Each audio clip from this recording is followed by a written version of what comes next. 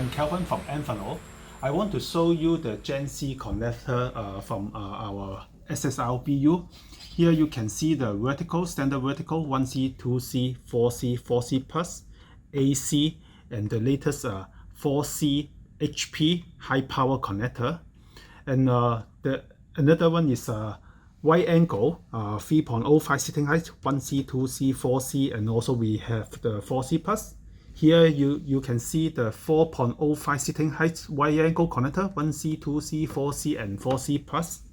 We also have all kind of shadow mount panel, 1C, 2C, 4C, and 4C plus. For the OCP application, we have different kind of hotspot thickness. For example, the smallest one, the thinnest one is 1.6. The next one is 1.93, 2.11, 2.36, 2.6, and 2.794, and also 3.0 mm hotspot. We have different kind of hotspot thickness OCP connector. The next one is the orthogonal connector, 1C orthogonal. In this demo board, you can see all different kind of standard Gen C connector. But we also custom make a different connector for the specific market. For example, the vertical, we have a different pin count for the vertical connector. Here is a 48 pin, here is a 120 something pin.